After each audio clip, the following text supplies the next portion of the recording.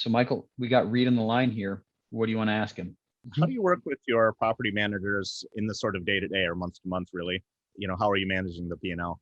It's all about empowering the people to run the asset like as if they own it. So two things I'm going to say about that, and I'm quite passionate about it, is that the choice of property management company is crucial, and the talent that sits in your property will make or break your asset. But it also comes down to how I communicate with, they're essentially my employees. And I try to drive a culture that I'm on the call every week. I want to hear their opinion. I look at the P&L on a weekly basis. And as we approach the end of the month, I have certain KPIs that they need to be hitting. And I've got them trained so well that they know exactly what the questions I'm going to ask each and every week. So they know how to answer me.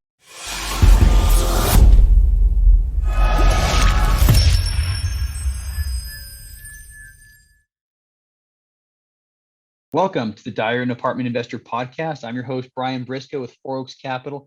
Very excited for today's show. It's another one of our Ask the Expert episodes. We got, once again, two great people on the line with us. A guy with a ton of experience in the real estate investment business, Reed Goossens, and a very motivated and energetic aspiring investor, Michael Messner. For anybody listening right now, I'm going to drop the bios to these two fine gentlemen in the show notes. I find that most of what comes out in the conversation is, doubled what's in the bio. So instead of reading the bio, check out the show notes if you want to learn more about them. But that said, Reed, you're up first. Welcome to the show. Mate, thank you so much for having me. It's great to be here. Yeah, so this is great. So first of all, let's talk a little bit about you. Tell us, first of all, where you're from. There's an accent there that's not 100% American. Tell us where you're from and give us a little idea of your background. Yeah, West Texas, right? That good old West Texas accent. Yeah, that's how all West Texaners talk, right? So. Exactly. No, look, my background, I'm originally from Australia. I moved here in 2012 to really chase two loves, the love for a girl who now is my wife. She's American, so I chased a girl over here. And then I moved here just to be an expat and live in New York City. And my background's in structural engineering. I came here without a job. I pounded the pavement till I got one. And the rest is history, because I started investing very soon thereafter with my own money. And I've scaled to be, financially free and all that sort of stuff. And my whole sort of shtick here on these podcasts is not to boast, but to try and inspire someone. If, someone like myself moving halfway across the world, visa issues, no established network, very little money I had at the stage, and be able to scale it into what it is today. If I can do it, then so can the average American. Yeah, and I believe that. I mean, I've talked to a lot of people who have immigrated to the U.S. It's not easy to get into the investment field if you're foreign born. There's a lot of SEC red tape. There's a lot of IRS red tape. And you had to get through all that red tape before you started doing what you did. And then from there, you have the same hurdles as any American born, in addition to the extra hurdles that the U.S. government levies on you. So that is correct. Yeah. So let's talk a little bit about your journey, basically getting started. And what did that process look like, and how did you get into multifamily? So coming to America, I was already bitten by the bug. I'd already I've already read Rich Dad, Poor Dad. I was attending a bunch of conferences in Australia, very small conferences, and not like you have here in the United States. And then when I moved to New York City, I was blown away with the amount of incredible access to information, such a short, very cheap, I'm talking about RIAs, the Real Estate Investment Associations. And they don't exist in Australia. And so I remember being fresh off the boat, and within 2 weeks being at my first event, paying $20-$30 at the door, and just surrounded by incredible, other individuals who were just all motivated by real estate investing. Yeah. And so my first deal was actually 6 months moving to the United States. I purchased a triplex in upstate New York for $38,000, all cash, because no one was going to lend to me because I was a foreigner. Yeah. I couldn't get any credit. I didn't even know what an LLC was. I didn't even know what an EIN was. So I had to sort of learn all these things. But the beauty of what coming to America was, and again, part of what I would call my superpower, is that I came from a country that doesn't have $38,000 properties in secondary, tertiary markets. So to see these barriers to entry so low compared to where I'm from, it was just like, that's a no-brainer, of course. Yeah. So part of when I talk about my story, it is the fact that I have a different perspective that sort of gives me not an edge, but just I can compare it to what is not available where I'm from. So that was the first deal that I did. It was 2.5 years of self-education. I did some in Australia before coming here. So, but I bought it within 6 months of being fresh off the boat. Right. So 38,000 triplex in upstate New York. Yeah, that price is unheard of. I had somebody else on the podcast recently that talked about buying, real estate in Indianapolis for, 20K a door. But incidentally, just for curiosity's sake, what year was that you bought that $38,000 triplex? Now, that was in 2012. I Okay. will say that someone sent me a Zillow listing of that exact property because I've given the name. I think it was 512 Fabius Street in Syracuse, New York. You can look it up on Zillow. It hasn't appreciated that much. Trust me. Fresh-faced, bushy-eyed tail Australian coming in, buying these cheap properties. Well, they're also Section 8. I learned really quickly what Section D, Class D housing was. Yes. But it got me started, right? And the whole thing that you don't get to deal number 10 without doing deal number 1. And it was my money. I was willing to risk it. And I knew that I was never going to get the experience that I needed to get by reading it in a book. I'd got to the analysis paralysis stage. I'd already been self-educated for about 2.5 years then. I needed to just go out and take action because I was never going to get, again, to deal number 10 without doing that first deal. So, yeah, I love it. And that's a concept that, it took me a while to figure out. I think like a lot of people, I was in that analysis paralysis, rut for a little while, where I was looking at properties on Zillow, looking for properties on Trulia, on LoopNet, on everything else. And, it took a long time for me to actually make an offer. And, you're not going to get to property 1 if you make 0 offers too. So you got to get out there, you got to be in the trenches, you got to start taking action. And that's a huge learning point there. So Section 8 D class to, let's walk the dog, Section 8 D class to where you're at now. What was the progression from there? Yeah, so the progression from there was a long and hard road. It wasn't easy. There was a lot of late nights and still today what I've built. But I'm a co-founder of Wildhorn Capital, and I'll jump ahead and I'll come back to the sort of steps. So we have about 3,000 units in the portfolio today, about just shy of 400 million assets under management. We're in Central Texas. My business partner Andrew Campbell and I have started the company. And that's where we are today in 2021. But leading up to that, after I bought that first property in Syracuse, I was able to buy a few more properties. And at the end of 2013, I had a very influential conversation with a friend of mine who came down from Canada. He was in New York City, and he said, and I was boasting. I think I had 2 properties in upstate New York, and I was about to do a flip in Philadelphia. I probably had 7 units in total. Right. Boasting to him, probably making $1,000 a month in clear cash flow. Nothing to to poke a stick at, but I was not going to get financially free. So he then went on to say, that's incredible, Reed. And again, he was a guy that does engineering like I did, and I had no idea he was even involved in real estate. But he went on to tell me about how he closed on a 70-unit deal, and I said, "Wow, you mean 70?" And he's like, "Yeah, wow. 70 units." And I'm like, "Here's a guy that I was a mate. He's he's sitting right in front of me, and he's just upped the game. Like he just said, he just sort of put the bar up here. Right? He just 10x'd you right there. He just 10x'd me right there. But it was all the same things I was learning about. Going in, adding $5,000-6,000 a door, increasing the rent by $100 a month. But instead of just doing on triplexes and duplexes, he was doing it on 70 units. And as I sort of went in to dive into the story, it was similar themes came up. And I said, "Well, how'd you go to get that deal?" I said, "Mentor, other people's money, seller carryback financing, all the things that I've been learning about in the REIAs." But there he was actively doing a deal. And I was like, boom, that's what I got to do. And for the longest period of time, Brian, I'd put off getting a mentor. I sort of said, I'm going to do it myself. I can do it. I don't want to go spend $30,000 on a mentorship course. I'm going to go spend $30,000 buying a triplex. And then I just realized I need to play a bigger game. And that bigger game came with having a coach. And so I actually liquidated those couple of properties in upstate New York. And I went in early 2014, I went and got myself a very well-known investor in the space today. He was very cheap at the time. I think it was obviously second or third client. And that's what, he didn't give me, it wasn't the silver bullet, but it was enough. The money I spent on him was that I was taking a bet on myself, and I'm willing to invest in my future. Because if I can't take a bet on myself, who am I going to take a bet on, right? Yeah. And that was really the limiting beliefs, and the shackles came off at that stage. And I'm going to use Joe Fairless. He was there as a sounding board, and he was an opportunity for me to think bigger.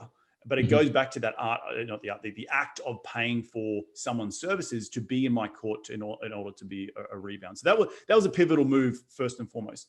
The The second pivotal move was when I moved from New York to LA.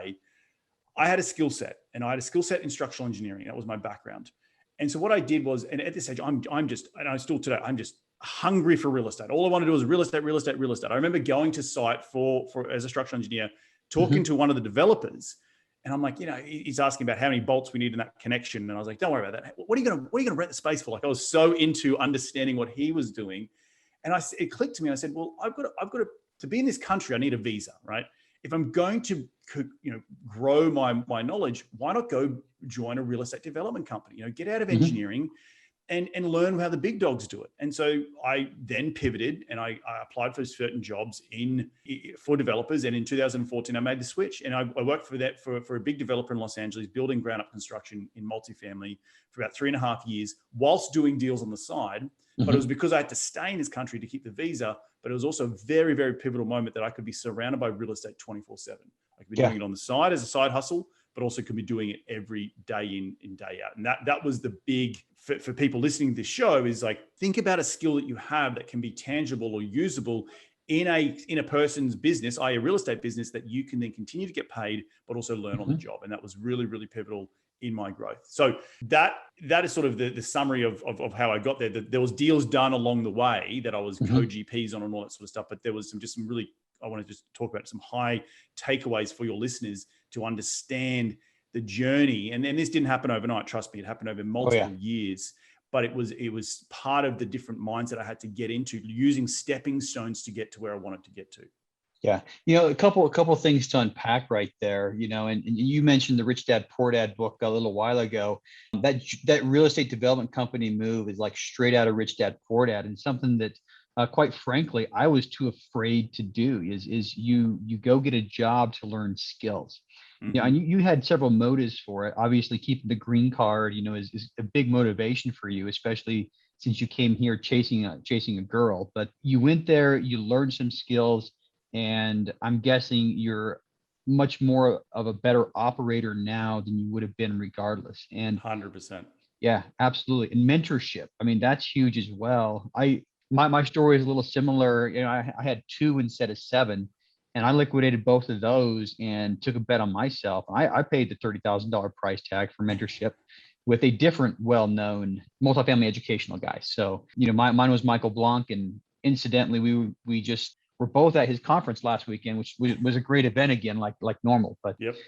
Trust me, Joe wasn't $30,000 back in the day when he's getting started. It was a lot cheaper than that. Oh no. And I paid a little less for, I think, Michael Blanc, but I think that's his current price. But I tell you what, going back and putting myself in that position where I was contemplating writing that big check for mentorship, I don't know about you, but I would do it again in a heartbeat. Yeah, look, I thought, and looking back on it, it wasn't just Joe was going to be the be all to end all. He was only a sounding board. So I was very frugal with my money back in the day, and I found someone who I assimilated with, and who I aspired to be. So I think for those people out there, look for a mentor who you aspire to be. And if that is a $30,000 mentor, that's fine. But there are also other mentors out there who aren't as expensive, who are still actively doing deals that you can aspire to be. And it's about surrounding yourself with those people and then using them as a sounding board. But the big thing was the physically paying for it and saying, I'm worth taking a bet on. And this is where the next step in my career. And I hate to say it, but I mean, I don't hate to say it. It's actually true. Something I realized later on is, paying that big price was a commitment, and I think I was 100% or more committed after paying that big price than I was prior to. It was one of those things. Hey, I'm going to write a big check. Am I really going to do this? Am I really wanting to do that? And did I get the same amount of dollar in value back? I did, but at the same time, it resolved, every issue that I had in my mind. It was just like, no, I'm all in. I'm 100% going this direction. So I think there's a lot of psychology to paying that big amount as well. So much psychology. And you bring up a really good point, is that, that when it's a little bit more like, oh, you're sweating a little bit over that check, you're going to probably rock up with a bit more intention than if it was, $500, you know what I mean? Like, and then $500 is still a lot of money, but it's a different scale from $30,000. So I completely agree. I've paid a couple $100 on courses, many times in my life that I never made it past the second lesson. but you start adding a zero or multiplying it by 500, and then all of a sudden it's real. It's like, all right, that's a big dollar amount. That's a new car in my driveway. Type stuff, which is different than I guess I'll drink one less soda a day and pay for this one. So let's talk specifically about one of the deals that you've done, and then we'll move into what I like to call the big burning why. But first, hit us up with one of the deals that you've done specifically recently, and talk about good, bad, and ugly. So I'm just trying to think. I could talk about the first deal. I could talk about we actually just cycled 2 deals, which is really important in the growth. And what did I learn from those deals? I think coming out of COVID, up until this point, I was viewed, because I don't have gray hair, as, oh, he doesn't have enough experience, right? People who I'm not going to invest in you because you don't have gray hair. But navigating a portfolio through COVID, what I did helped me give me my stripes. And I also exited 2 deals in that time, and we grew the NOI over 30% in that. We had the deal for we had those deals for about 3 years, returned incredible capital back to our investors. But we also went out and did what I say I was going to do. And that is so important for a lot of people talk about in this industry, getting the deal done, tying it up and getting to the closeline. The actual big work starts when you in the management. Once you close, you make money when you buy, you lose it through bad management. And that includes not only property management, but asset management. If you're a bad asset manager, if you're a bad operator, it's going to come out, right? And and particularly when COVID hits, okay, things are going to happen. Your delinquency is going to increase. People are not going to be able to afford to pay rent. So, rewind to halfway through last year, we were very concerned about, were people going to pay rent on time and all that sort of stuff. How do we, do we need to pause renovations straight away? So some of the lessons coming out of that, first and foremost, the reason I could exit those deals when I did, in my first 2 deals that I purchased, I didn't actually put flexible exit debt on them. And I still own those first 2 deals because we put, at the time, 2015, 2016, 2017, we thought interest rates were going to the moon. So we put long-term debt on it, which, at the time was the best hedge for risk. And it wasn't until these later deals that we picked up, we had bridge financing and more flexibility on exit, that I was had the ability to exit these deals. So lesson number 1 is always try and look at the most, you want to reduce your risk in terms of interest rate, but you also want to have flexibility of exit. That's really important. And lesson number 3 is coming full cycle is also very, very important. It's not just about getting the deals closed. It's about operating. It's about going out and doing what you say you're going to do and getting it to the finish line, so you can show someone, here's a run on the board. And this is what I learned from that run. And then sort of the lesson number 3 or number 4 now, is also managing risk in a COVID environment was really, really eye-opening in terms of how I approached it in terms of, we're in the people business, right? If we don't have tenants, we don't have rent. If we don't have rent, we can't pay our mortgage, we don't get cash flow. So it's really important to try and juggle those things in a crisis like COVID, when some of the tenants had no jobs for no fault of their own, besides the fact the government was saying we're going to lock down. So being sympathetic, but also trying to run a business at the same time, treading that fine line was really, really eye-opening for me. And again, that goes back to the lesson that we are in the people business of really investing when we invest in real estate. So sort of 3 or 4 lessons there based on early deals, exiting deals, and navigating through COVID. Yeah, and there's a lot of gems there, a lot of things to unpack, and always fishing for similarities. Our first deal, we did just over 2 years ago. And the biggest concern everybody had is what happens if there's a recession, and we had the same thing, and we locked in 12-year debt on that one, so we're in the same position with a couple of products we have. I mean, I think that long-term, they're great. There were still good buys. But I think just to double down on that point that you made, at some point, flexibility is going to be worth dollars to you. Yes. So the more flexible you can be going in, when you're locked in at on 12-year debt and, yield maintenance, that's not an attractive place to be to sellers or to buyers or sellers. Particularly where interest rates are today, right? Yeah. Yeah. We locked this one in at like mid 4s, and interest rates right now are low 3s. So, we basically with that loan committed to the long haul. So I very much appreciate what you said. I wish I would have heard it, 2.5 years ago, try to have a flexible outcome on the back end. But that would have definitely helped. A lot more to unpack there. I wish we had a lot of time to unpack every little gem that you dropped, but there was a whole lot there. So a question for you that I like to ask everybody, what's your big burning why? I think my big burning why, and it goes back to moving to the United States, I have fear of regret, right? I never want to wake up in 60 or 70 years of age and go, geez, I wish I'd given that a go. So, it's a little bit about pushing my boundaries. It's a little bit about letting go of the future, but also more than that, it's about living up to my full potential. And that means giving things that seem risky at the time, like moving halfway across the world to chase a girl. That was quitting a well-paid engineering job in Australia. That most people say, what the hell are you doing? But I wanted that experience. I wanted that challenge. And that challenge will help me, look back on a life and say, I lived a life well lived, So I think that's for me is my big why when I get up and do anything and make any decision that I make as I move forward in my business and in my personal life. Yeah, I think that's huge. I mean, I think most people have a desire to reach their potential. I think some people are, I realized this for a while that sometimes I was afraid of reaching my potential. What if I actually do, type stuff. But that's something that I'm focused more and more on every day is, self-actualization. How do I unlock everything inside me to do more, to be more, and to help more people? But definitely appreciate that.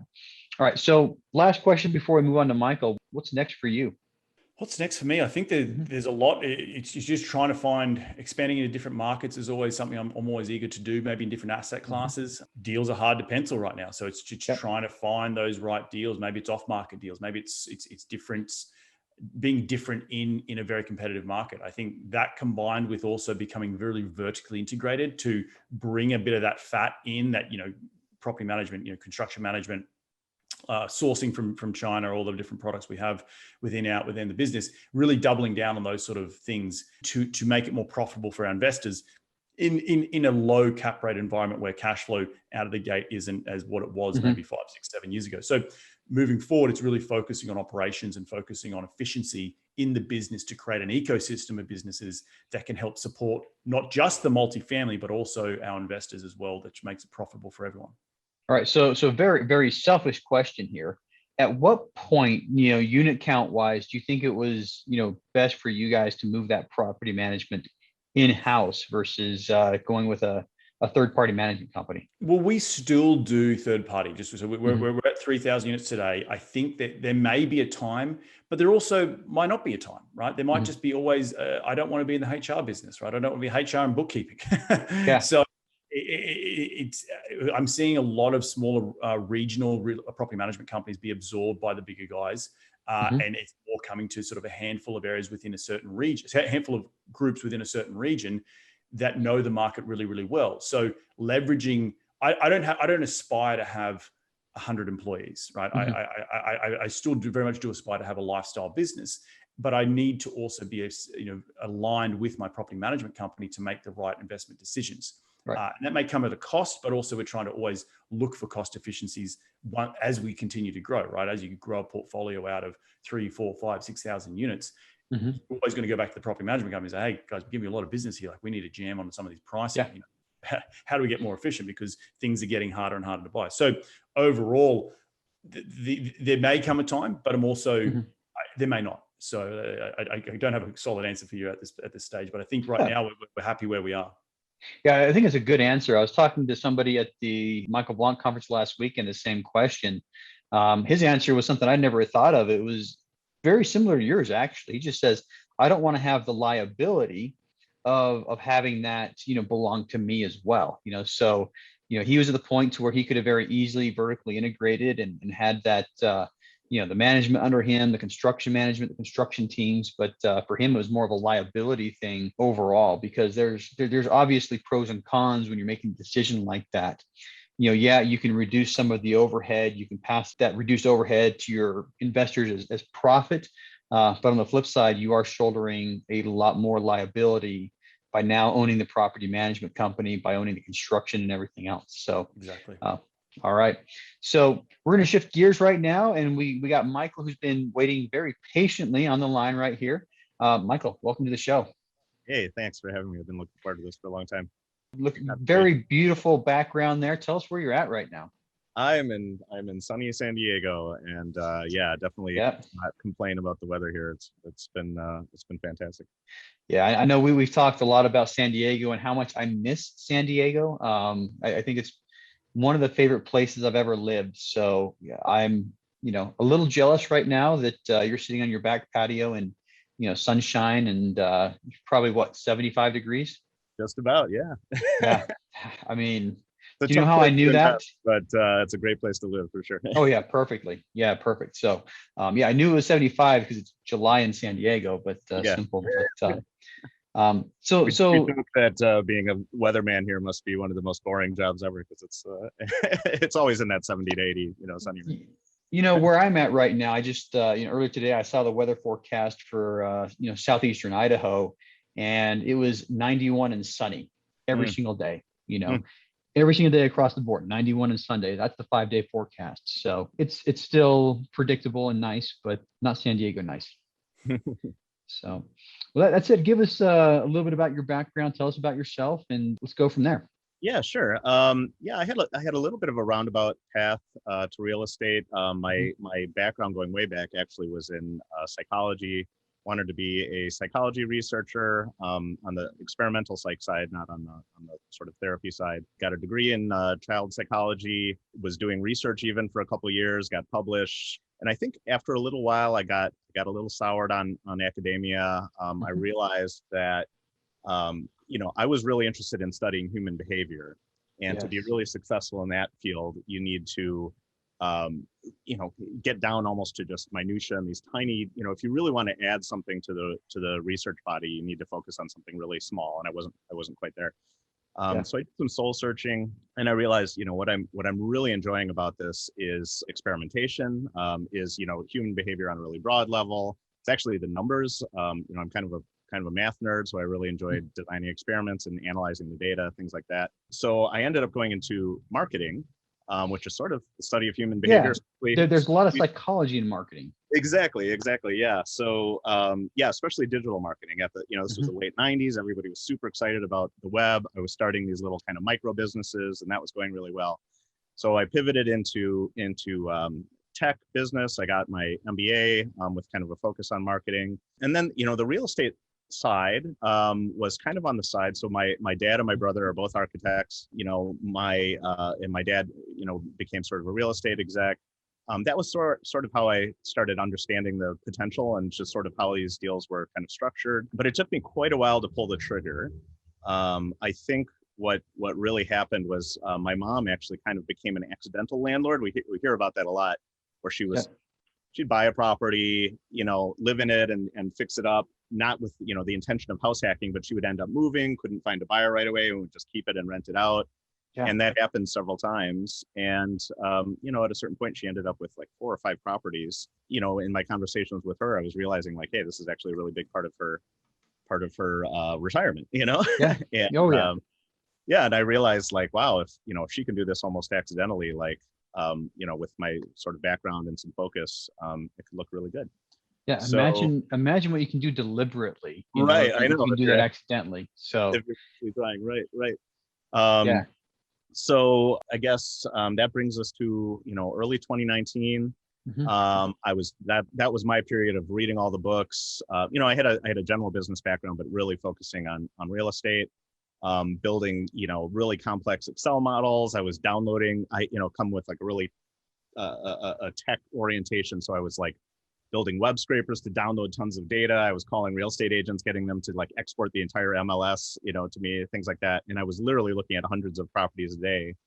And that was how I felt safe about jumping in. But then once that kind of magical property popped up, I just jumped on it. Same day offer, knew exactly what it was worth, whatever. I bought a quad. So I started in like small multifamily.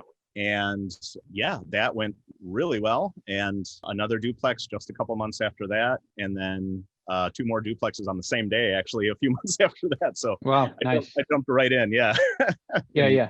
So you're in San Diego. Where are these properties? Yeah. So I looked in San Diego for about 20 minutes or something. Yeah. And realized like, okay, that's not going to work.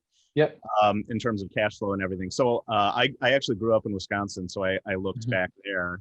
And I was looking all over in the upper Midwest, but I had some connections there. I knew contractors, realtors, et cetera. And that was sort of where I started. And I still love that market, and I'm still looking very much in the upper Midwest. Yeah. A good lesson there. I think that you should look in your backyard first, and your backyard right now is San Diego. And I think the next place you should look at are places that you know well, because you're going to have a competitive advantage over other people, so you're in San Diego investing in Wisconsin, you're going to have a competitive advantage over somebody like, I don't know, me, who's driven through Wisconsin once, because you know the area extremely well, you know the ins and outs, you know the neighborhoods. So, but good on you. So, what's your big burning why? What's your motivation for all of this? Yeah, I've been thinking about this a lot, and I've been listening to the show, and I ask myself that question a lot. I think time is a common answer, and I think buying time. For me, the a catalyst was my dad passed away early last year, and he was young. He was 66. And my grandfather died at age 66 as well. And so I've had that age, in my head, it's kind of looming, wow, okay, so the year after I retire, am I going to punch out, right? And I think, that did two things. It definitely made me sort of reanalyze how I'm spending my time. So part of it is like, okay, what can I do to, retire early? I think is a question that lots of people ask. And I think that's important. But, even if I retired at 55 or whatever, like that's not the answer, right? Okay, so that buys me a little bit of time. I think the real eye opener for me was or mind opener really was how can I focus on enjoying the time that I have right now? How can I enjoy every day? Yeah. And I loved the answer that Reed gave. The challenge. I love challenges. With all my jobs, really, with my W-2, which I also happen to love right now, and I maneuvered myself into a jobby job that I actually enjoyed. I'm always asking three questions. Am I having fun? Am I learning something every day? And am I impacting, the bottom line?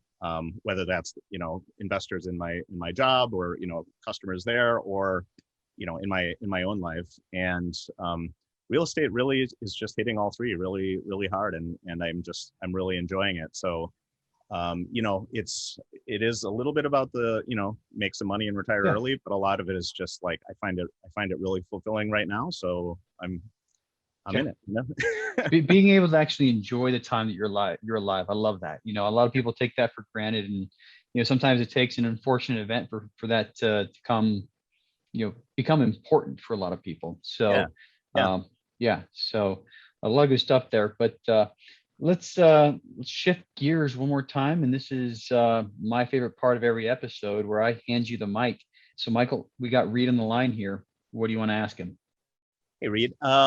Yeah, great listening to you chat before. And you've actually touched on a couple of these, but one question is, how do you deal with surprises? I think I mentioned I'm really numbers oriented. So like I do, when I analyze a deal, I have everything down to the penny, and I hate getting surprises after the fact, but that has definitely been the case. So, whether it's before you're taking on investors or before you close, while you're underwriting or after you sign a contract, how do you roll with the unexpected surprises?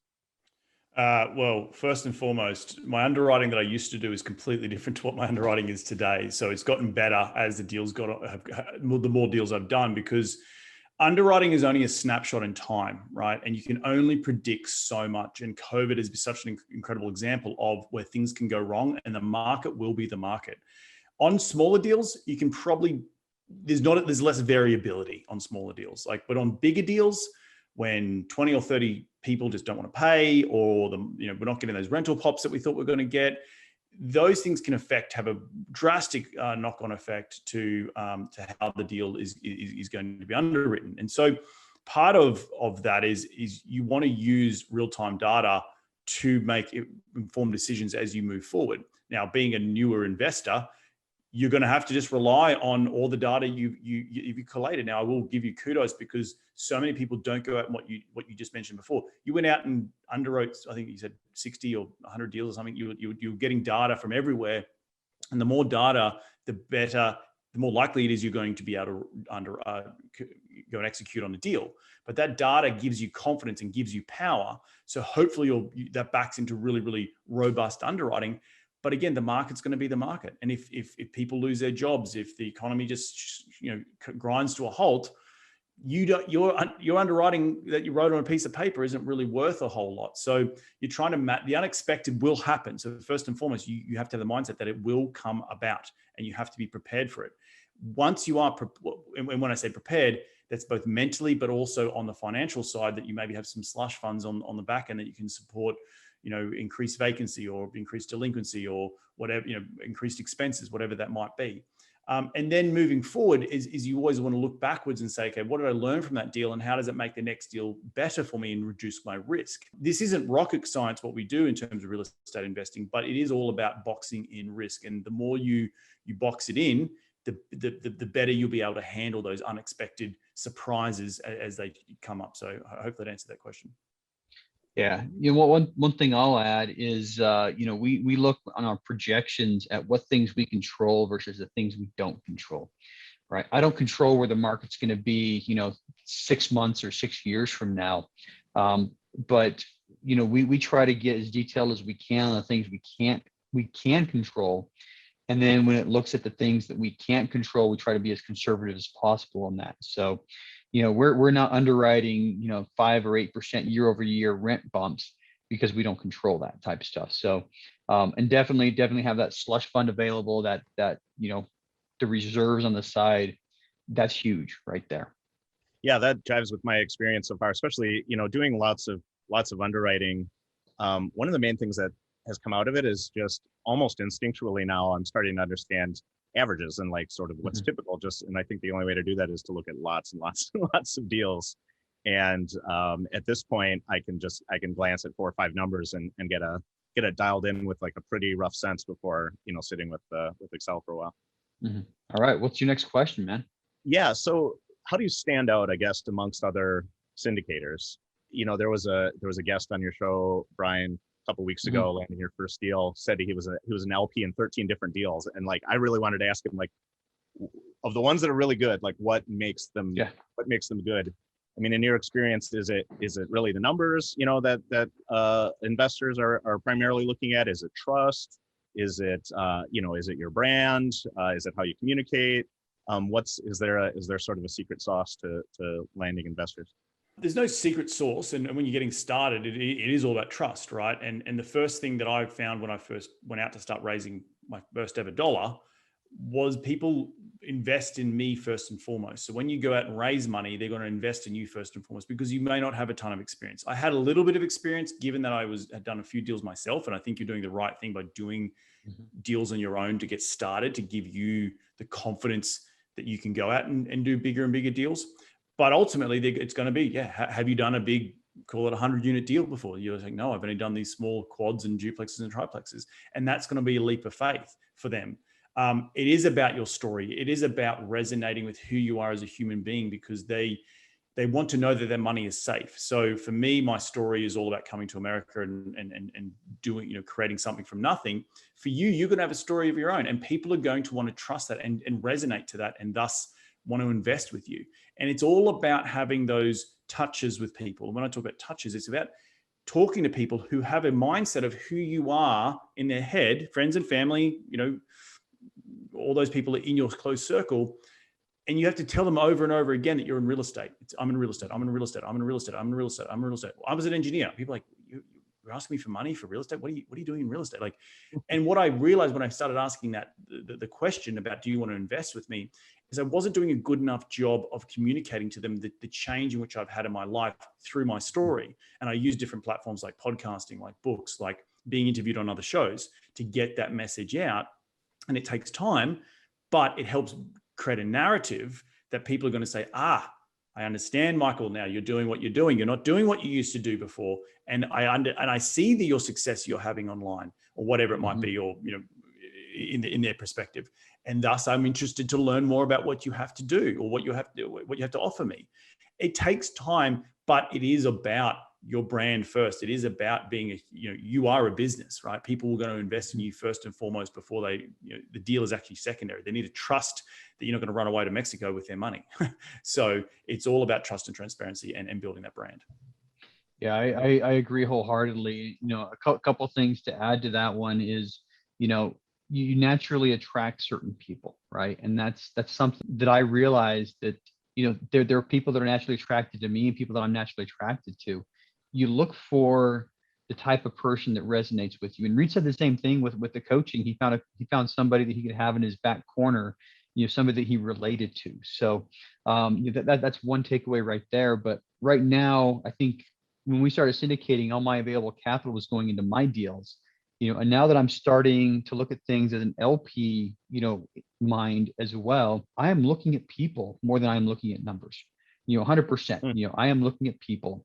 And my big question is, can that person deliver the numbers that are on the spreadsheet or the PDF or the PowerPoint or whatever? So I think end of the day, you know, you gotta let people know what you're doing, just like Reed said, but at the same time, you have to inspire confidence that you can deliver the numbers that are on your pitch deck. All right. And we got time for one more question. So let's go. Yeah.